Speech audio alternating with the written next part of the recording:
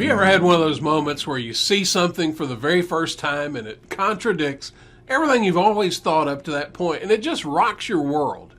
Well, that happened to me on several occasions as I was studying the Word. And then suddenly it's like this light comes on and focuses on a point that I'd glossed over for my entire life. That's what happened to me with the parable of the wheat and the tares. One day it just hit me. What Jesus said in Matthew chapter 13, verse 30. Allow both to grow together until the harvest.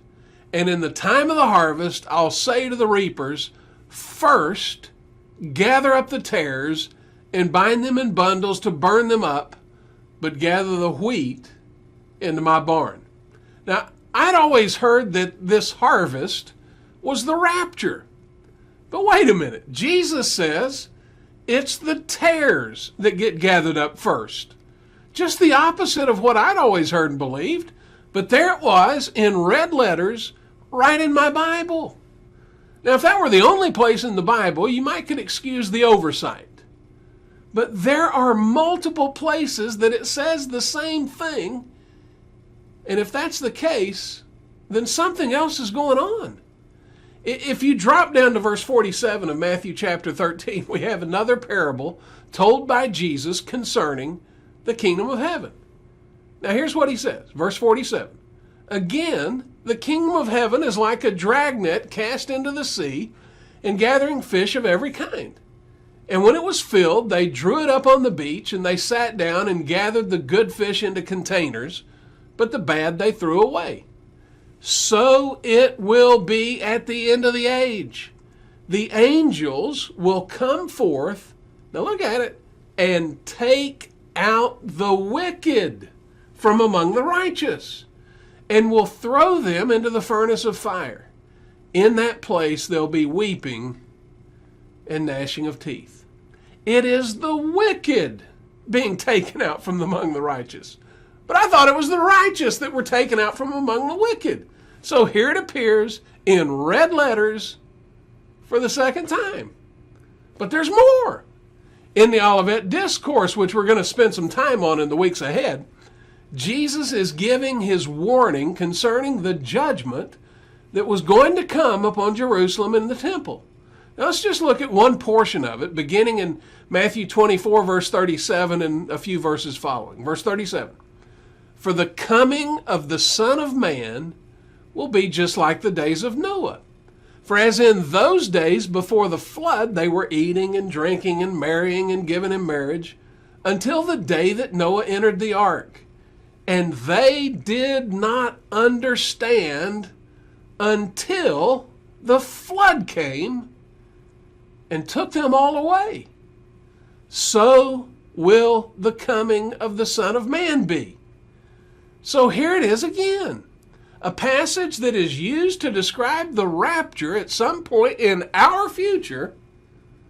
But Houston, we have a problem. It's not the righteous who are being taken out. It's the wicked. And specifically, it's speaking of the judgment that was coming on the apostate first century Jews who killed Jesus, who killed the apostles, and who viciously persecuted the first century followers of Jesus. Now, at this point, we have to resolve that we're either going to investigate further what the scriptures actually say, or we do what the first century Jews did and we close our eyes to the truth because our definition of the kingdom is different than God's definition of the kingdom. Now, just as Jesus did with the parable of the sower of the seed, he does with the parable of the wheat and the tares. He leaves the crowds, and while he's alone with his disciples, he explains the meaning of the parable to them. We pick it up in Matthew chapter 13, verse 36. He left the crowds and went into the house, and his disciples came to him and said, explain to us the parable of the tares of the field. And he said, the one who sows the good seed is the Son of Man. Now, remember, Son of Man is a phrase that was used of the promised Messiah. Verse 38, and the field is the world. Now, the world could be the Jewish world and not necessarily the whole planet. And as for the good seed, these are the sons of the kingdom, and the tares are the sons of the evil one. Now, the sons of the kingdom are the righteous remnant of Israel, and the sons of the evil one are the apostate first century Jews. And we'll come back and look at this in more detail in a moment. Verse 39, and the enemy who sowed them is the devil, and the harvest is the end of the age, and the reapers are angels. Now, the word age is the Greek word aeon, A-I-O-N. The Jews believed there were two ages. The present age that they were living in, the age of the Mosaic covenant, and the age to come, which was the promised Messianic kingdom. So the present age and the age to come. The present age being the age of the Mosaic covenant, the age to come being the age of the Messianic kingdom.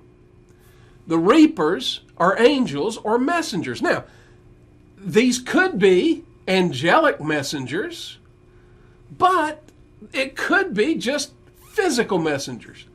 Throughout the Old Testament, when God came in judgment, he did so through foreign pagan invading armies like the Egyptians, the Assyrians, the Babylonians.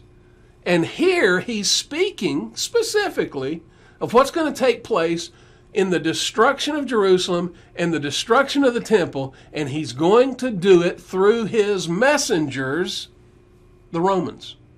Verse 40, we pick it up. So just as the tares are gathered up and burned with fire, so it will be at the end of the age. The Son of Man will send forth his angels, his messengers, and they will gather out of his kingdom all stumbling blocks and those who commit lawlessness, and will throw them into the furnace of fire, and in that place there'll be weeping and gnashing of teeth.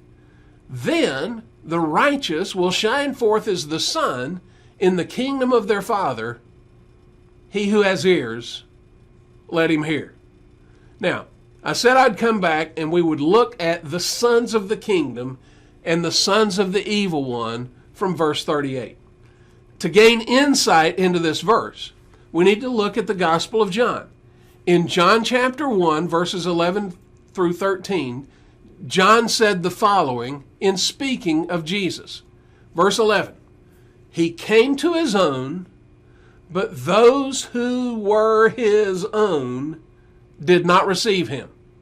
But as many as received him, to them he gave the right to become children of God, even to those who believe in his name, who were born not of blood, nor of the will of the flesh, nor of the will of man, but born of God.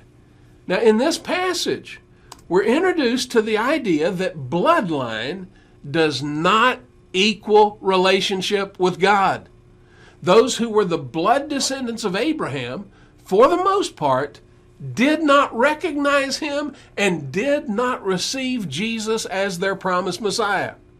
But as many as did, they had the right to become children or sons of God. Now, I can't emphasize this point enough. The presence of Messiah was the end of the Judaistic system.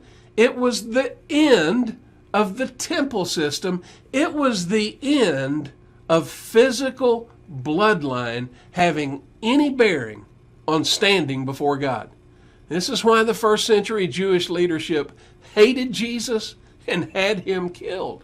It's why the Jewish followers of Jesus were hated and persecuted by the Jewish rejectors of Jesus.